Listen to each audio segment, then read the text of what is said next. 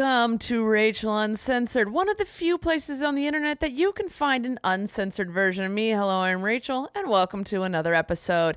It's a solo one. Dang it, my AC just turned on. I gotta turn that puppy off. Please hold. Summer is upon us. It is going to be the never-ending battle with my AC unit. A lot of people say they can't hear it. I can hear it. And it stresses me out. I seriously have been in my office for the last hour and the AC hasn't turned on. The second I started filming, it said, you know what you need? A little extra pizzazz. A little extra noise here and there. I don't even know. This episode I'm going to do something I haven't done before. Someone actually suggested this on a vlog. They said, why don't for Rachel Uncensored you look up and talk about things that have been censored throughout, like in random things throughout history. Like they give examples, random things have been banned or censored or whatnot for very strange reasons. And I was like, you know what? That actually does sound like something fun to do for an episode. So I'm going to test that out and we're going to look at the history of things that have been banned, randomly censored. If you don't even, like, here's an example. Ponytails and mullets are banned in a certain area of the world because on men. And I'm like, okay. There's weird laws. I actually used to do a series on my main channel way back in the day where I looked up weird laws. There are weird laws in the United States anyway, that are so strange, like things like you can't bathe a certain animal in a bathtub after a certain time of day. I'll look them all up. I'll tell you about them. They're just so strange. The world has such strange rules for so many different reasons. It depends on who's the leader. It's like when you walk into a store and there's like a weird sign that says, please no jumping off the refrigerators. And you're like, that someone did that. And now there's a law. Now there's a rule because one person did something really weird that one time that no one else would have thought of. And now there has to be a rule about it. There's just weird things in the world. So we're going to look into that. But why am I getting so many text messages all of a sudden? We're going to jump into 101 things that piss me off. We're almost done, ladies and gentlemen. We're on number 95. Only 5 more after this. Oh my God. We're almost done with this puppy. Only 5 more weeks after this. Whoo-wee, we'll be done by the end of June. I really didn't even think about the fact that we would get to this point one day, but here we are. All right, number 95. You know what pisses me off? Overpacking. I don't really know what I said about this, so let's go into it. I'm the queen of it. Well, that is true. I am the queen of overpacking. Not much has changed there. I'll be going on a one-night trip back to my parents' house, but for some reason, I'll think I need to pack a snowsuit, bikini, prom dress, TV, coffee maker, and 3 pairs of pants. I won't use 90% of what I pack, but somehow I always manage to forget something important, like underwear. I'm a genius. So I no longer... Oh, I took a picture.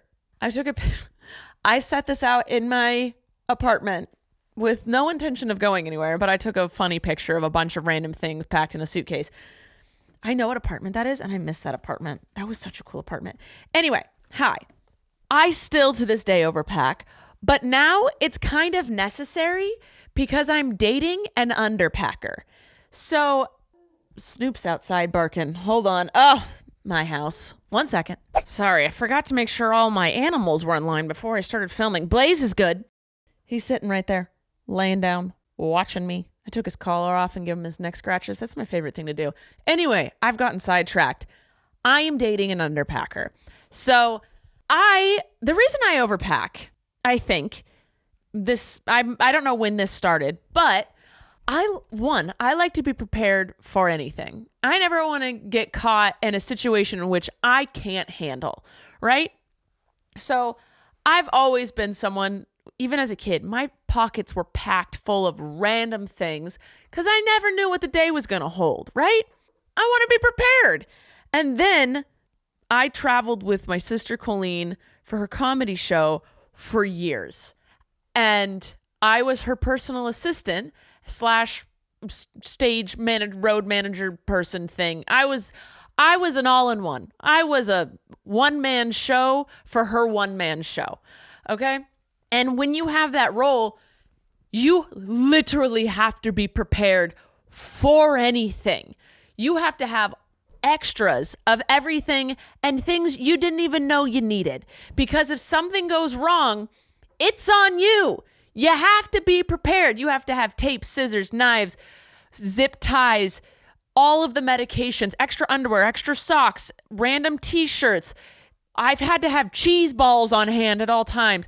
I had so much stuff, and so I had extra suitcases filled with just extras. And the amount of times I had to break into that, I can't even count. So that's how I learned how to sew.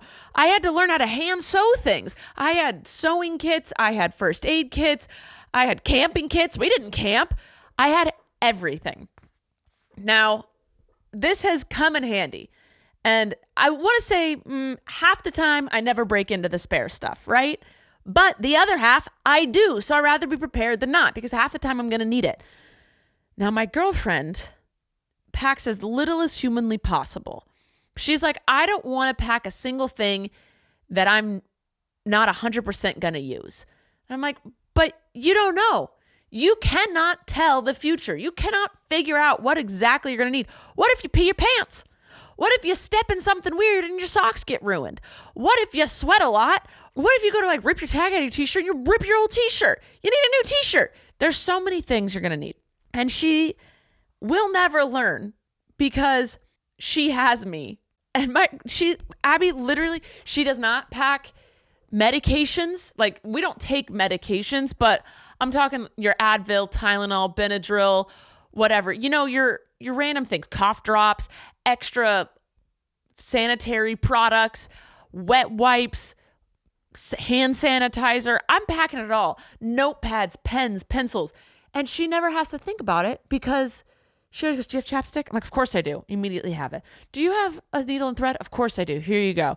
She's like, do you have nail clippers? Yes, 100%. Tweezers? Obviously I have them.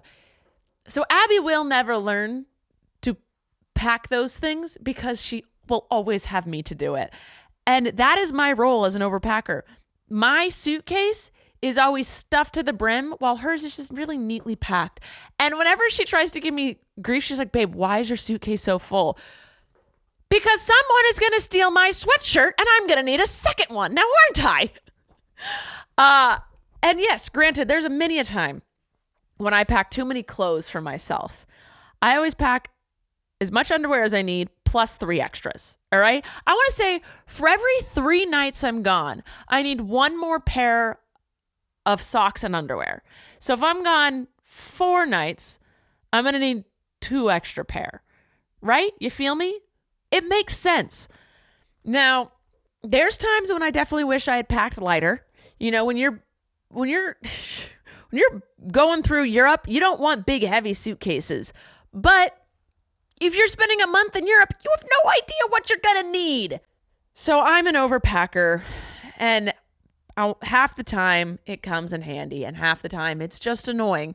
But I rather be prepared than not. I rather have everything my sister or my girlfriend needs instead of saying, sorry, don't got any. Like, even though I was not allowed in the Boy Scouts, I am the epitome of a Boy Scout. And that's just the cross I bear. One time, Abby and I were in New Orleans and we were out for the night. And she looks at me and she goes, do you have any chapstick? I said, no. And she was distraught because her lips were burning and she couldn't focus on anything else. So I went on a mission. I think I've told this story. I was like, you know what? I'll just find a store down the street with some chapstick. Because, you know, liquor stores, gas stations, corner stores, bodegas, they all have chapstick. A supermarket, everything has chapstick, right? That's a very normal thing to have at any checkout. But we were in, I don't remember what part of New Orleans we were in. French Street, Frenchtown, something with the French. What is it? What's the name? Why can't I think of it? Doesn't matter. And it was late. It was midnight. There was nothing open. I went blocks searching for chapstick because Abby couldn't you know when your lips are so chapped and you just keep licking them and it makes it worse and you are in pain and there's nothing else you can focus on? That's where she was. And we were in the middle, so we didn't want to lose our table where we were or whatever. So I said, you stay, I'll go grab some. I went 4 blocks up and down. I'm Googling things. Everything's closed. I went into a tattoo parlor and one of the tattoo artists squirted lip gloss on my finger, but it was like a shea butter lip gloss on my finger. And I ran over to Abby 3 blocks away and put that on her lips. And from then on out, I vowed I would never be without chapstick again for her. And I haven't.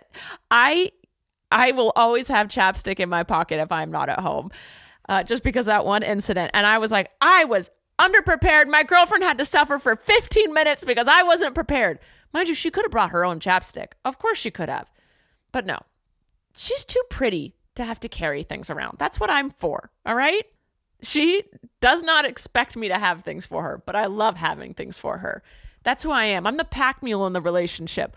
But I have a rule. I don't like to carry things in my hands. You can put whatever you want in my pockets. You can put whatever you want in a bag and throw that on my back. All right. I will carry anything on my body. I hate holding things in my hands. So if you give me a bag to hold in my hand, I hate it. I won't do it. If you're like, can you carry my phone in your hand? No. I'll carry it in my pocket. I cannot stand holding things in my hands. So anytime someone hands me something to hold in my hands, Abby holds it for me. And anytime I also hate shopping carts. I hate pushing them. She pushes them for me. So there's a give and take, a tit for tat, a balance in this relationship, if you will. Anyway, I've gone on a weird tangent. So before we get into what we're actually doing for today, let's check to see if we have a sponsor for today. Sponsor. Home Chef. Home Chef is our sponsor for today. Do you find yourself eating the same thing over and over again? I know I do. But work is burning you out, so you don't have time to search for new meals, pick out ingredients, and learn how to cook something new. And what if you don't even like it? What if you go through all that trouble and it's not even good? Home Chef gets it and is here to make meals easier and healthier, along with tons of variety.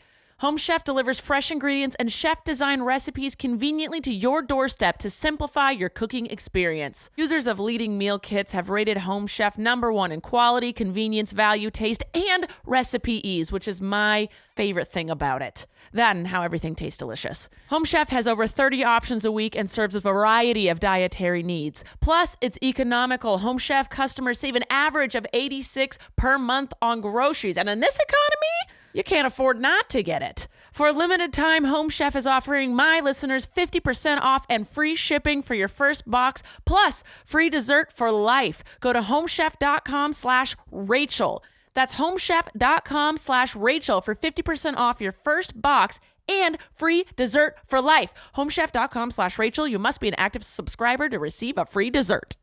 All right. So I've just typed into Google. We're back. Hello. Thank you, Home Chef. I just typed into Google weird things that have been banned throughout history. All right, first one. France banned ketchup. This ban might be the most baffling of them all.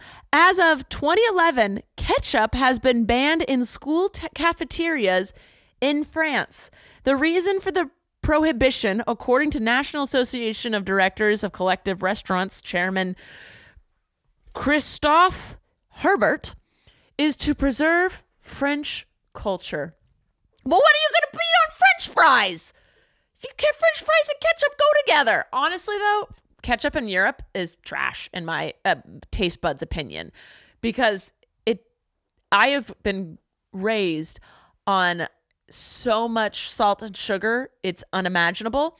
And that is what our ketchup here is in the States. It's a little tomato with a little vinegar and a lot of sugar and salt.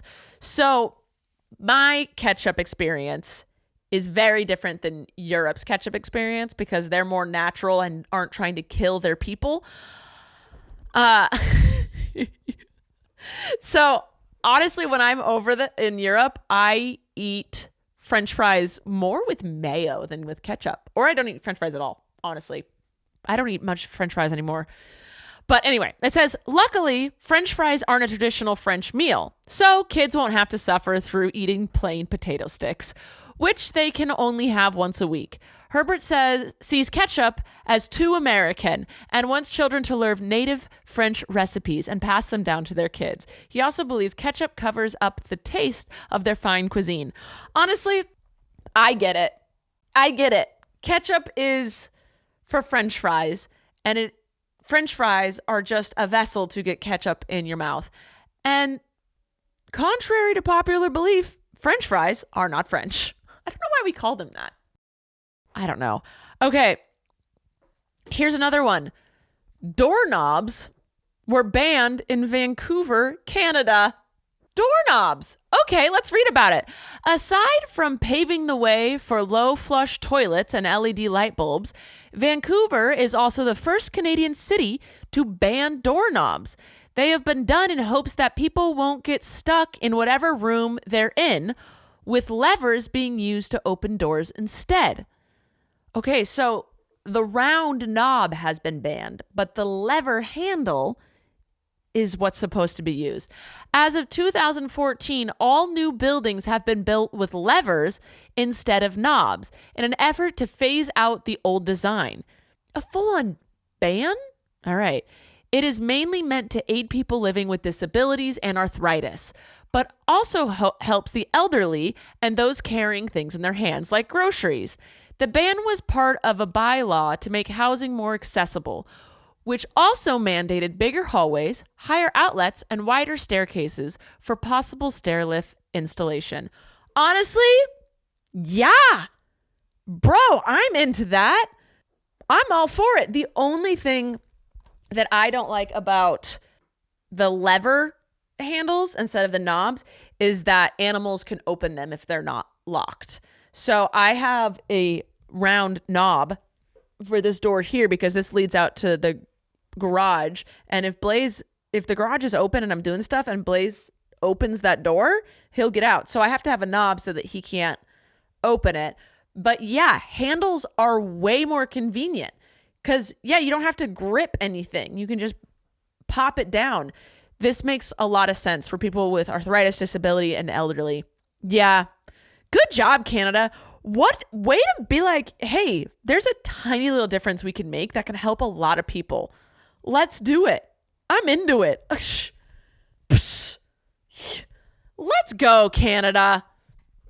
All right. The USA banned Kinder eggs. This one I knew about. I've known about. We kept choking on the candy inside of the chocolate egg. We'll ban the Kinder eggs, but not guns. That's ridiculous. Warning, this entry may contain a small part of nonsense and could cause a confusion hazard.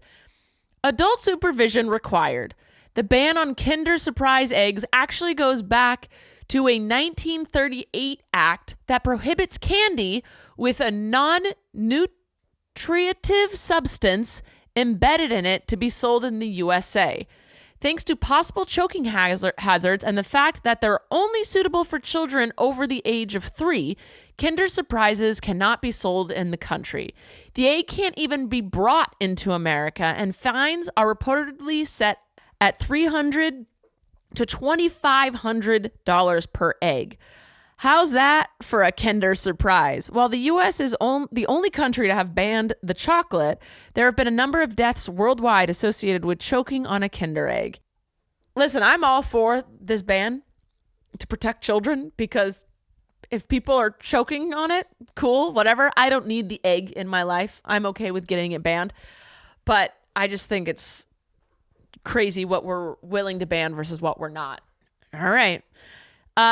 This one was very surprising. Blue jeans were banned in North Korea.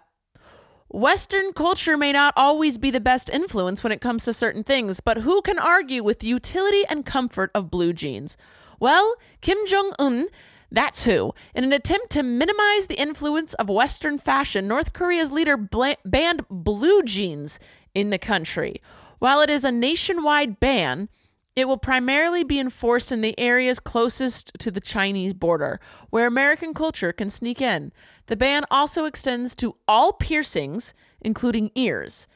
It might just be another day in North Korea, but to a democratic nation, the ban seems unbelievable. I get it. Kim Jong-un, unbelievable. I got it. Yeah, that one is crazy because there's no reason for it other than he doesn't want Western cultures to influence. I mean, I guess it's the same for the ketchup one. Like it's not for health, I guess. So these are two that I don't agree with.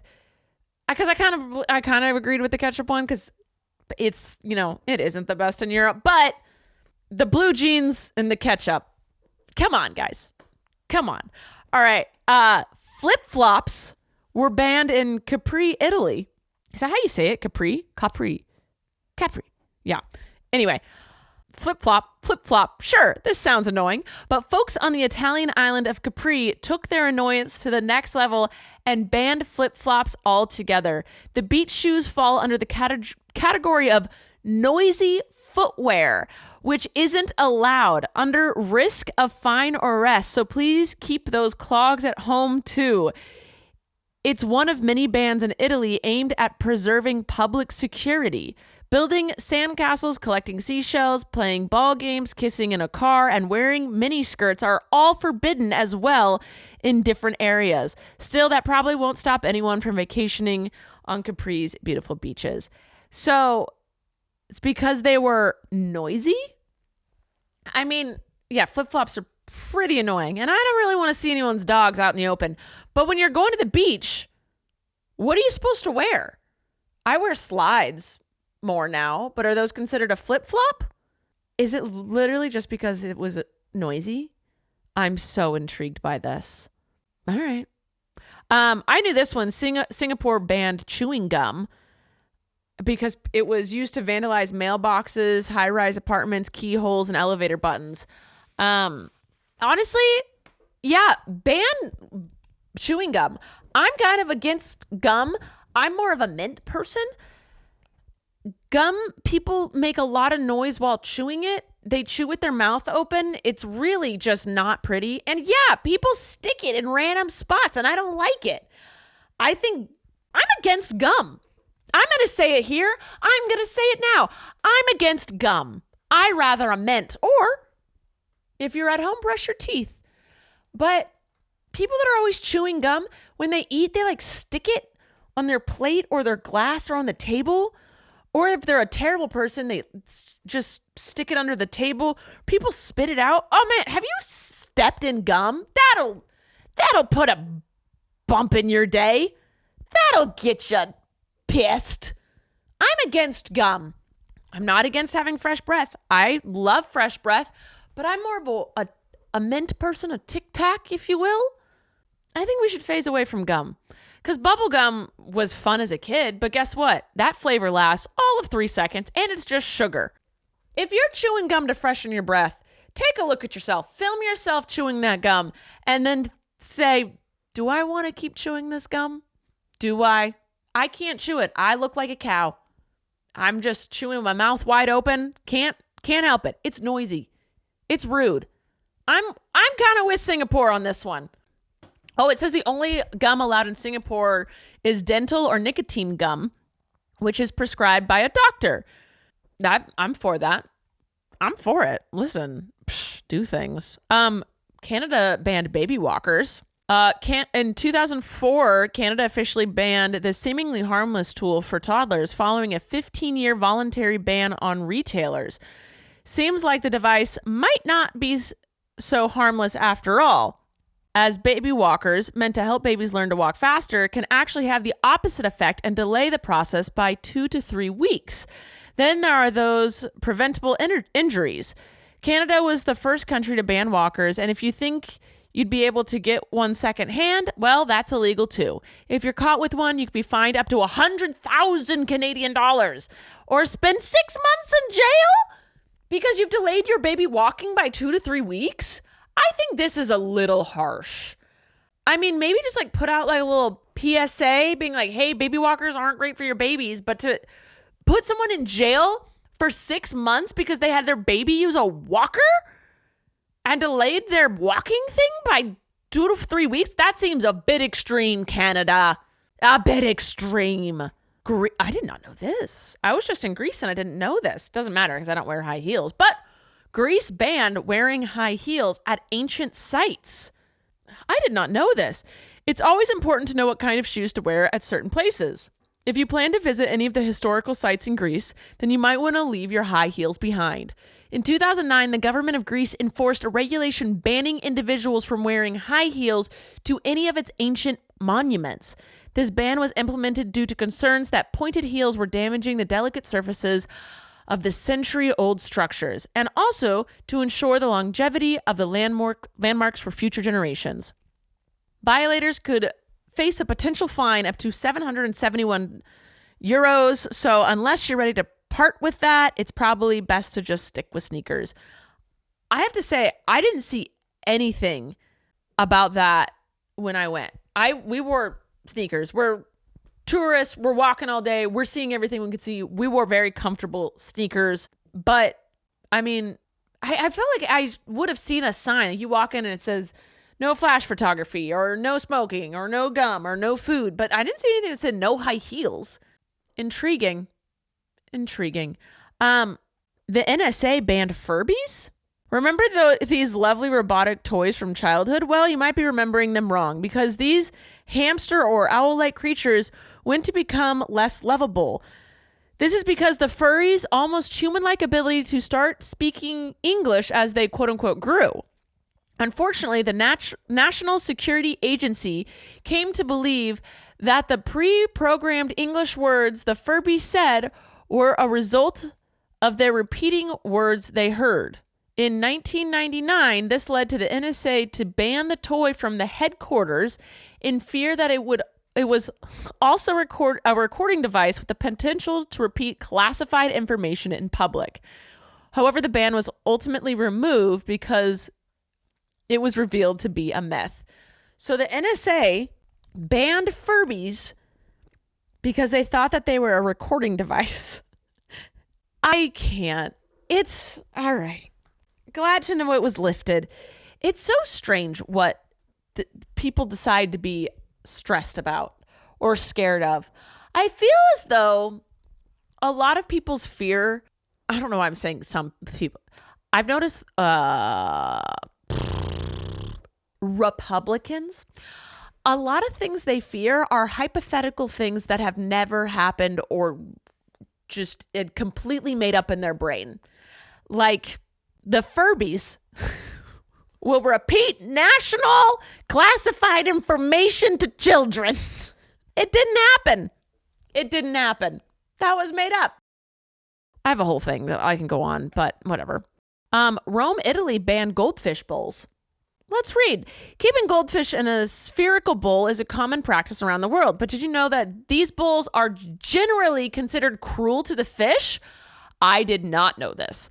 Back in 2005, this led a city council in Rome, Italy, to take action. They voted to ban the use of spherical fish bowls, seemingly influenced by the warnings of animal activists. These activists argued that the bowls did not provide enough oxygen for the fish and could even cause them to go blind. Apparently, goldfish welfare wasn't the only issue on the councilors' agenda. On that same day, they also passed legislation making daily dog walks mandatory, with offenders facing a potential fine of $700. Let's do right by them animals, people. Yes! Ban them fish bowls. Walk them dogs. I like that. I like that a lot. I'm in support. Not the blue jeans, but the goldfish. Cambodia banned water guns? Okay. Oh, it's because the Cambodian New Year is an annual 3-day celebration in April that attracts millions from around the world. A common tradition during the festival is splashing water on people, often with toy guns. Unfortunately, this practice has caused numerous accidents, with reported instances in which the water was replaced with acid and used to attack mainly young women. Oh my God. Thank you for banning water guns. And why the hell are people so evil? Why? Why are people why do they have such rot in their soul? Why are people so angry and taking it out on the wrong people? I feel when people are angry, a lot of the time it's at the wrong. What the fuck? What the fuck? Consequently, many regions of Cambodia have implemented bans on water guns, especially during their New Year celebration.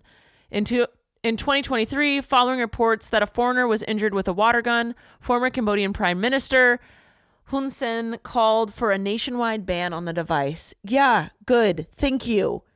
Also, why are people doing that? Why are you so evil? Russia, Belarus, and Kazakhstan.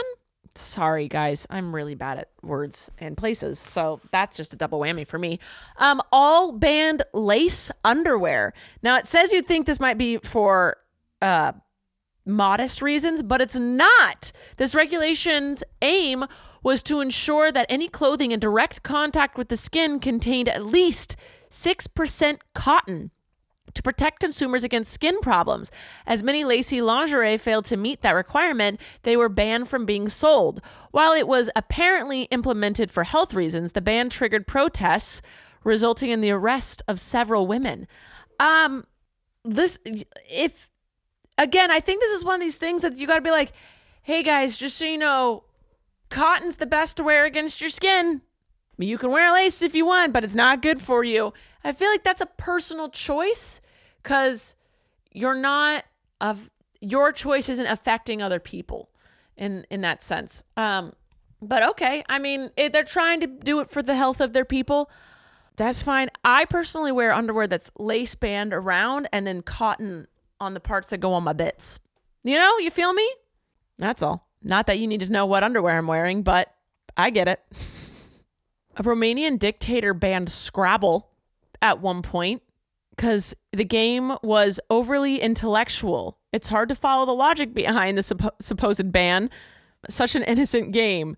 Would a triple word score be that much of a threat to the ruler's reign? That is ridiculous. The game was too complicated for this dictator, so they banned Scrabble. Get your shit together. Marmite, Ovaltine, and Vegemite were all banned in Denmark.